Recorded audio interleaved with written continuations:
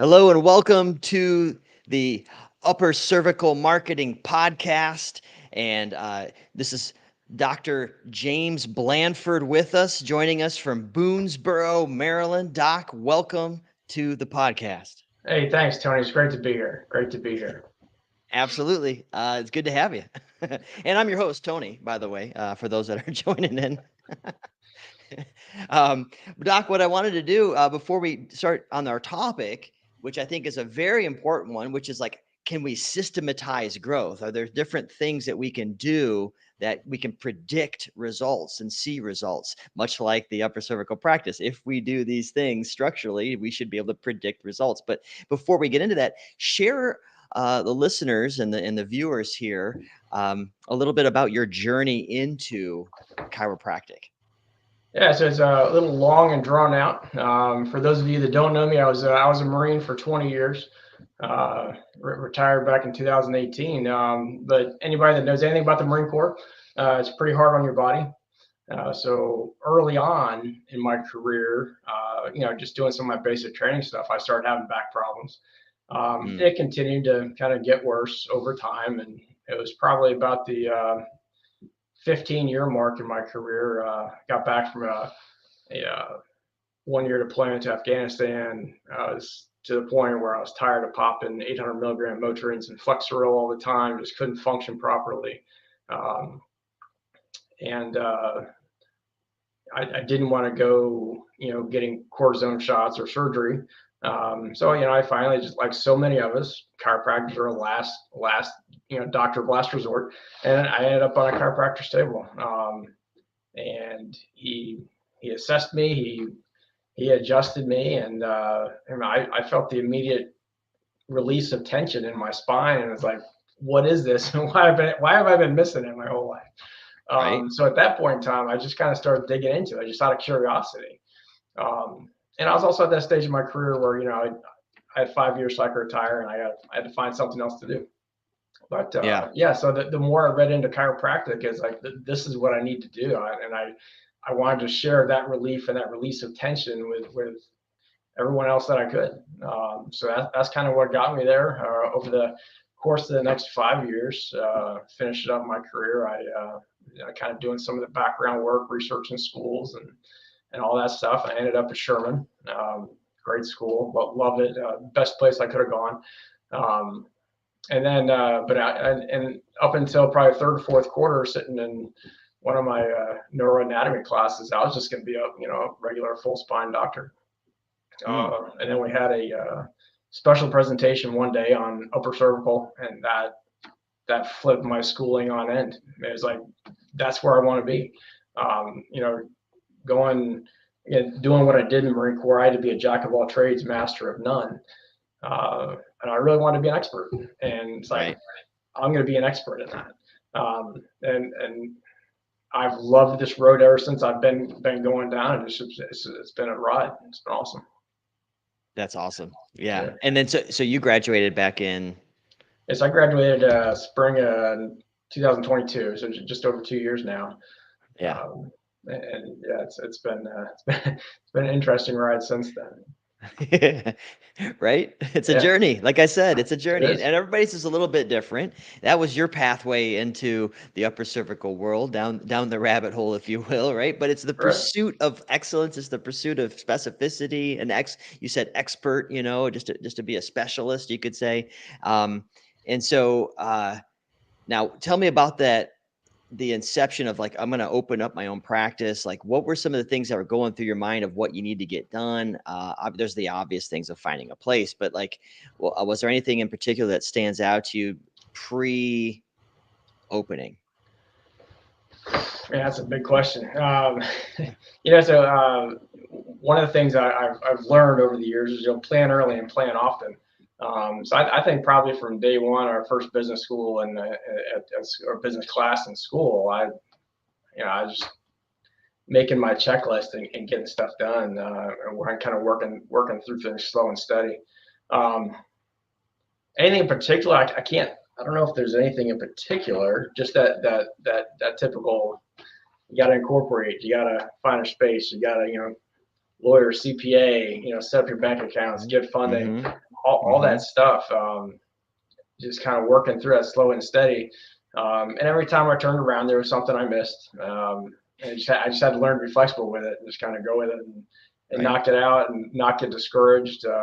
When the process took probably a good 6 months longer than I had intended it to Right. take Right. from when we opened up. But yeah, I think just slow and steady and kind of get those key things taken care of. Now, what was the date that you opened again? So we opened up in June 16th of 2023. So we've been open for just over a year now. Just over a year. Um, I remember telling my wife when we finally found our space and we were working through the process of getting a contractor and all that stuff. So we're going to be open by February, and that obviously didn't happen. It took us 4 to 6 months or so longer than we anticipated. I think it's Uh, almost after talking with docs that do this, it's almost always the case. It's yeah, either the build out or all of a sudden you're like, I'm waiting on my X-ray stuff, yeah, And yeah. it's like, well, I can't open without that, Right, And right. so, We and were yeah, we were right there with that one.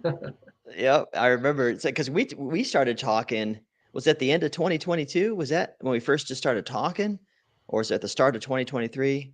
No, I think I was Even because before? I started working with you guys in December of 22, building out my Yeah, website and that's doing right. some of that SEO stuff. So it was probably sometime that spring Right. that we started working weekly, kind of working through some of these Right. things.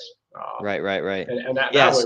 that was super helpful, just kind of wrapping my head around some of the things that I hadn't thought about. So it was really Yeah. great sitting there and talking Yeah. with you guys every day or every week. Yeah. Yeah. Yeah. Yeah. So for those watching this here, so back in this, so this is you're hoping to open in February, so like right around December you're like, okay, probably should have a website, get our Right. social media set up, branding done, and all that stuff, so that Yep. when you're meeting people and talking about it, you can refer them to the site, or they hear Right. about it and they can look it up and there's stuff there and Yeah. it looks good. Absolutely. It doesn't look all janksy or something. So and so that's one of the things that we teamed up on was the start rate package, right? To be Right. able to kind of get all Absolutely. that done. It's done for you. And it's just because you're worried about all the other things, Right.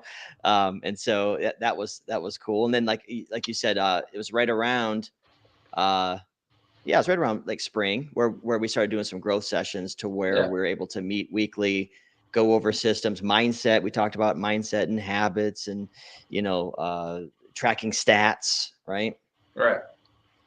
So how was that effective for you for I mean, getting it you was, getting you transitioned into opening, right? Because there's like so yeah. much going on and like the uncertainties and like how did it or if did it I think I know the answer, but did it prepare you? How did it prepare you? And then for a successful open and then that transition.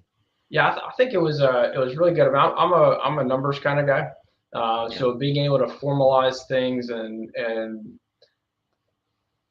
just it gives you something to focus on. When working through our mission statement and the goals for the practice and some of those other things, just really kind of getting our what is it we're trying to do here. Put it in and not just it's not just in my head; it's actually in writing now. So we can refer back to that when you kind of do hit a roadblock and get a little frustrated, and you can go back and reread those and goes, yes, that's why I'm doing what I'm doing. So let's Yeah, just let's get past this little road bump, and we'll move on. that's Um, it. but we start with when you start just looking at stats, and I built a forecasting thing so I could kind of take some of the stress off of knowing that I can see that steady growth over time, looking in the past, and I know where I'm going in the future. So it was really helpful, kind of really helping us understand that it's just not going month to month, and we are making some progress here, and we're not just kind of flailing along the process. But Well, there is actually some growth there, and our processes, allowed us to kind of some of those processes for like day one, day two, and those kind of things. We see, what do we need to tweak here, what do we need to tweak there, kind of thing. Yeah, Yeah. I thought it was great, and it really helped us to focus and formalize what we're doing here. Yeah, yeah, and now as you're saying us, so you have your beautiful wife working with you, right? Your She is my wonderful wife. partner in this thing. I couldn't do it without her. You know, That's she's a clinical social worker by trade. So having her work the front side of the office, you know, dealing with patients on the phone and patients when they walk in, I mean, it's just been a blessing. I couldn't do it because you know yeah. she's just awesome. Man. She just That's really connects well with the patients and everything. absolutely, absolutely. I remember listening to some of the phone calls. I'm like, oh man, if every office could have somebody like this, it Yeah, I that does definitely so lucked out much. on this one. So tell real quick, we don't have to go too far down this, but some people I've talked to are really apprehensive about the husband wife team in the Yeah. office, whether it be doctor, whether it be front desk and doctor, whatever that is. Share a little bit about that, maybe just like kind of the dynamic there. Have you anything to be watchful of or wary of? So It's a loaded question, I yeah, guess. it's definitely a loaded This is question. this is not entrapment. This is not entrapment at all. No, Okay. I'd say one of the things. So one of the things early on when we started, when we found the location and we started building out the working with the architect, you know, getting the plans put out. My idea of what the office, how things were going to lay out, and the architect's idea of how things were going to lay out were vastly different. I had the front desk, and then my office was like right next to the front desk. Um, and I figured it'd just be easier for me to pop my head out the office, talk to my wife about whatever, and go back into the office. When the architect put things together, she put the front desk up here, and my office is the very last office in the building, and it's a pretty long building. So she put us at opposite ends of the building. Um, good, bad, or indifferent. Yeah, okay. But I mean, it's working. I think the good thing is, you know, we can always we're processing things here, but you know, we get home at night or in the evening on the weekends, whatever, and we go, oh hey, what about this? And you know, so it kind of gives us that time to process things. You know, it's kind of hard to leave work at home, leave work at work sometimes, but Yeah. I think it's been great having that team.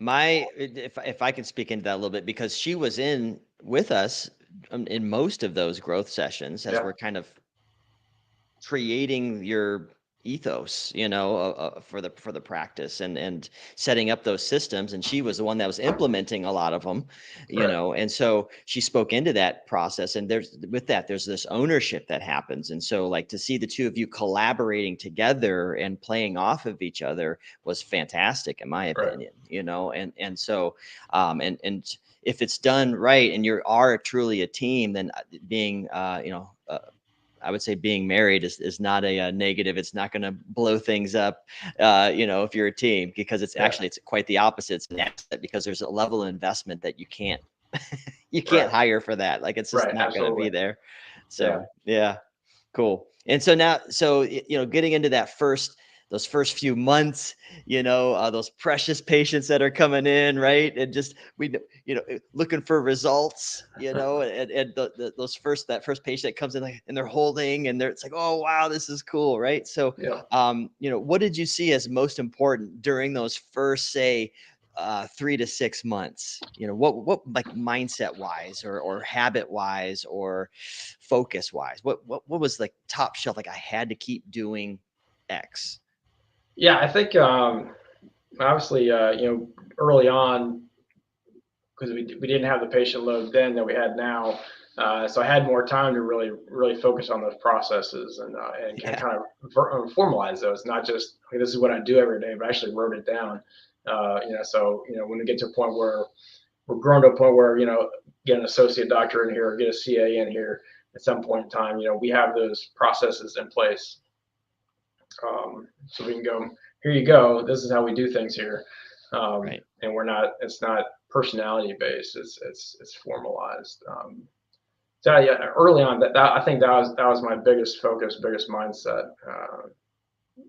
It was just really getting what I do and how I do it formalized, so I'm Right. consistent and we're consistent in the future. Right. And then, and then, Absolutely. Yeah. and then as far as like outreach and those kind of things, we made a really concerted effort to, start building those relationships with the other healthcare providers in town. I haven't branched out really much past our local little town. Hmm. Um, uh, but it's worked out well for us. And then obviously with the SEO and stuff you guys are doing, we're kind of bringing folks in from not just the immediate area, but around. And again, we're kind of in a good location too. You don't there's a dearth of upper cervical chiropractors in the area. So Right. um, So if you're listening, hey, we need more. yeah, absolutely, Every community needs it, man. There's plenty absolutely. plenty And, of and people to go I around. get I get asked that question by patients all the time. Is why don't more people do this? I wish I Right? had a good answer. I don't know. Yeah, it's like, what? Yeah, So you mentioned SEO, and so one of the things that we teamed up with as you're growing, right? So right. it's like, okay, let's get you established online, branding and social media, checking all these boxes, and then so you're talking about systems, you're talking about mindset, and then you're implementing things and working together as a team, and we're talking, and then all of us, it's like, okay, let's start getting you more discoverable online, which is what search engine optimization is meant to do, right? And helping people that are looking for help to find you as the specialist. And so then we're seeing that was producing continued growth, in addition to reaching out to the community. I mean, you guys were involved in a lot of different things. You got involved in the school, Yeah, local yeah. So school. we've done a couple different things with just the obviously the marketing with UCM, the SEO stuff, and we reached out. We're involved with the schools on a couple different fundraising things there. The economic development committee here in town, we've been able to get involved with them. So just kind of get out there, meeting other business owners in the area and meeting people in general, and just kind of getting our name out there. And I always tell everybody I'll geek out on you as long as you let me. Um, so we've had ample opportunities to just kind of talk to people and let them know that what chiropractic is, and it's not what they think. Right, It's right. definitely it's a different beast than typical full spine chiropractic. That's it. That's it. And it's like just this consistency of having that mindset, being open for opportunities. Would you Right. would you would you agree with that? I think so. Yeah, absolutely. Yeah, we've had plenty of them pop up, and we're kind of starting to be a little more selective with some of the opportunities that come through our door. But it's been nice to kind of being able to support some of the things, particularly at the local schools here in town. Yeah. Yeah, yeah, yeah. So I remember you had they were pitching a banner in the Yeah, basketball a court or something. Was stadium that band. it? We got Stadium? something with the elementary school going with like a weekly thing that goes home with students every week, supporting you know fundraising walk or whatever it was for the middle school. So it's Right. just kind of some of those small things that are out there, and just kind of get our name out there, and That's it. That's do it. And good do so, good for the community. getting involved in the community, right? So you guys Right, those were different ways to do that, right, and you know, um, awareness is part of it, but it's also just kind of being really serving a community, like you need to be part of it, right? right. Absolutely. So being open to those opportunities. Now, not everybody, not every community is like that. Not every market's like that. Where there's, you guys had that whole, what'd you call it? The committee. The Economic Development Committee, Right. Yeah. So EDC. tell us. So they were actually responsible for kind of getting you involved, right? Wasn't that? Yeah, yeah. So I mean, just again, just pulling us in. They do like just kind of monthly or bi-monthly networking things where you got to get out and again meet people in the area, meet other business owners in the area. Definitely helped us with our grand ribbon or grand opening ribbon cutting ceremony. Right. Supported us with that. So it's been great. A good community here.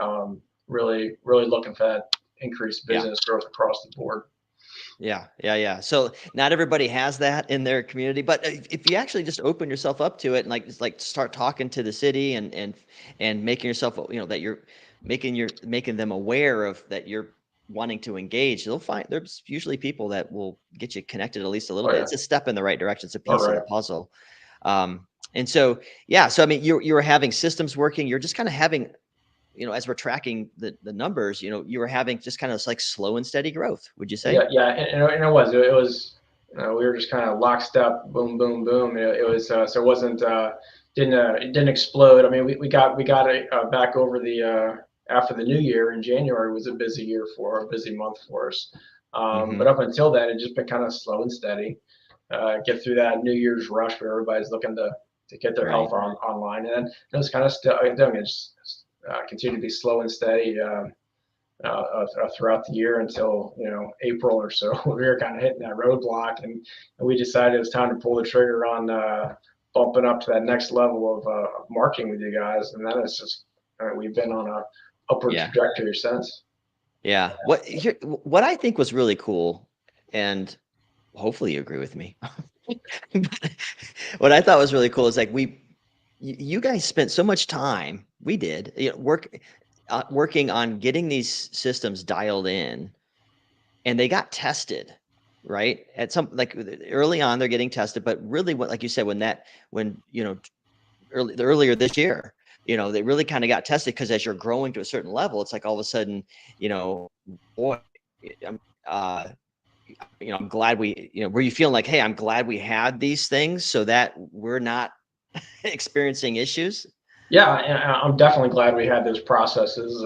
Again, not only in my head, but on paper and whatever. And we're continuing to review those, and we're probably getting to the point over the next, probably over the fall. I'm going to have to start, doing some surgical, some surgery on those processes and find a few more efficiencies here and there.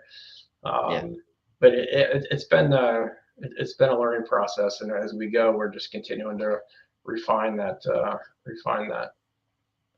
Yeah. And that's, I would say that's probably one of the reasons that I wanted us to talk today, because there's doctors who are listening or watching this, the replay, and they're going, hey, gosh, I didn't have that smooth of a launch. Right. I didn't have growth until I still don't have more, the growth that I want. I'm still not even on the right trajectory. I feel like I've stalled out, Right. at 10K or something, and I'm just barely able to even get by. I'm feeling like I need to go take a part-time job. I'm seeing that there's some docs that are doing that. And that's just that weighs heavy on me. And so it's just Yeah. good to see, like, just slow and steady wins the race, so to speak. Yeah, absolutely, absolutely. And we were kind of at that stalling point again, right before we kicked up our marketing efforts there. We kind of felt we were, and I know during our conversations, our weekly conversations, I think we were both feeling it for a while. We just didn't say anything, and then finally it's like, okay, we got to do something.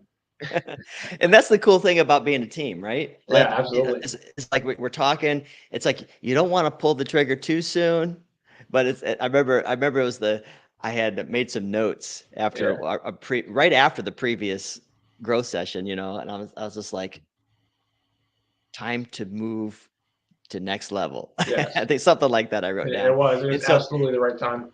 and then like the next time we got together, it's like the first thing I said, hey, I just want to see take your temperature. And I'm like, is it time to like just like you've got the stuff, like you're already like it's just implementation at this point. Right. We don't need to meet weekly. The silver plan's working, but we just want more. Let's chase new stuff. So there's the gold plan, which has the marketing for the the Facebook ads, the more dashboard usage, and et cetera, et cetera. And so, Right. and that was another turning point, you're saying. Yeah, absolutely. And again, yeah, we drug our feet. We probably drug our feet probably about an extra month longer than we had to on it. But I'm glad, absolutely glad we pulled that trigger, because it's where we needed to be, and we've definitely kind of turned that corner. As I said, since we started, we just been on a slightly steeper climb Yeah. than we were, but it's still been consistent. And Right. now we've been able to refine some of Facebook stuff, getting putting some of those extra questions on there and kind of filtering out and pre-qualifying some of these folks that are calling in and contacting us. It's just we're getting a really really good return on that, really good response. And when we were talking right before we started recording this, you said you were getting how many patients, new patients a week? Now that's a mix, obviously, of referrals as well, but I mean, we look at June last month. We had 16 new patients, which was easily double what we had been getting. Yeah, and you've got a hefty care plan too, so in a good way. I mean that as a compliment. That's one of the things we talked about too, is the care plans, amounts, and stuff like that. But and so and those are people starting care. Right. Yeah, that's awesome. Right. Yeah, so it's been really really good. Yeah, I think did you say June was your record setting? This last month? June was our record setting, but we're set to surpass June, and we've still got a week and a half left of July. So I think this will probably be our record month to date. I don't know if I ever told you this, but I said, but like I legit, like I get goosebumps. I'm truly invested in you, man. And so like I just when I hear stories like that, and I get to see these results and even see video testimonials, occasionally, from any client. Yeah, I'm clicking on it. It's just like, oh, people are getting help. They didn't know you existed. They're finding you. They're getting well. You're feeling good. I truly just get excited about that. So I'm congratulations on your best month ever last month, and your future best month after this month is over. Absolutely. So, and I'll tell you that's actually one of our favorite things, because Corinne and I know what upper cervical has done for us. We know what it's done for our daughter, and just being able to see our patients come in when they're at their worst, they're at their lowest. And the healing's a process, so it can take a little while, but then they're into their care plan for a little bit, and then all of a sudden they come in and the lights on. You can see it in their eyes, the way they're carrying themselves and talking, and they're just different people. And that's one of our favorite things here in the office, just to see those change in everybody's lives. It's really cool, really rewarding. Yeah. How cool! What an impact you're making in your community. Yeah, and that's just in the first year. Yeah. Let alone really year 2 and 3 and 23. It's looking forward to it. Heck yeah. What advice to docs who are feeling stuck? They're feeling stuck. They've been banging their head against, they've been going up and down, and they just feel like they'll have a couple, maybe a good month, and then they'll have a junky month, and just frustrations with not seeing the growth that they're wanting to. Advice for these kinds of, what can you speak to? I would say plan early and plan often. It's kind of a continuous thing as you're going through, and you're looking at, why am I slowing down? Why are things slowing down? Is it a process? Is it an advertising thing? So just keep plugging away on it. Take a step away every now and then when you have to. We kind of try and build a week off every quarter. We just close the office down and refresh, reset, and understand that frustrations definitely come with it, but remain flexible. Yeah. And don't be afraid to pull the trigger on that next step, and you'll know it, and just listen to your gut. You'll know when it's time to take that next step, whether it's bumping up marketing with UCM or something else, hiring an associate or a CA or whatever it is. You know what's going on in your practice. Just have faith in the process, and don't be afraid to pull that trigger. Right. Usually when you have that barrier, and this is part of what I'm hearing you say, something has to change. Right. We're missing something. Something's either missing or needs to be refined or added. Right. Which is the missing. And I let go of. And I think most of the time we know what that is. We're just afraid to take that next step and make it happen. Yeah. And Yeah. so I understand how that can be a little daunting at times, particularly if you're Sure. kind of looking at your overhead and everything else coming in, and it's like, can I do it? Um, but yeah, sometimes you just got to do it, and it'll pay off. And doesn't that kind of mirror the upper cervical experience from the patient end too? Where they feel it's a little daunting for me to commit to this care plan, and I've never tried this, and I trust you, but I know something needs to change because I'm Right. not right. And they take that essentially leap of faith. They put their trust in you, Yep. and then they get the results as you have a system that's working for them to bring healing. I feel Right. like there's a parallel there. Oh, no, absolutely, absolutely. And every time I have a report of finding, and we're going over that care plan, and I recommend a 52-week care plan, because healing is a process, and it's not going to happen in 4 to 6 months. So I just set that expectation. This is what I'm looking for. This is what Yeah. I think you need. And it is daunting for some patients. Some are like, I'm on board. Let's do it. Others go, we'll kind of test the water, stick my toe in a little bit, and see how it goes. But I tell you, just like with anything else, you commit to your business, you commit to your care plan, and your life is going to change. Whether Right. you're looking for healing or you're looking for your practice to kind of get up and running and move forward and start helping more people. Absolutely. Absolutely. And on that note, real quick, slight side note, your care plan, right? So Yeah. some people just heard that just now, went like, what? I could never. So walk us through that just a little bit. What's, do you, uh, force people to come in at certain times, or is there some flex in there? Is it just, hey, what are we looking at? Yeah. So I mean, if we go for our typical care plan, I'm looking, probably 3 times a week for about 6 weeks. Um, Mm, Actually, this is probably more on the longer. So the 3 times 6, 3 times for 6 weeks, and then I'll step it down to twice a week for 6 weeks, then once a week for 6 weeks, and then after we get to that initial 4.5 months, 4.5 months, however long it is, um, then usually the rest of the year is just I'm seeing them every other week, yeah. and Yeah. and You're just, by the time we finish that, then it's really just an easy transition to come in once a month for a maintenance plan, and every 4 weeks, and I'll get you checked out and get you adjusted if you need be.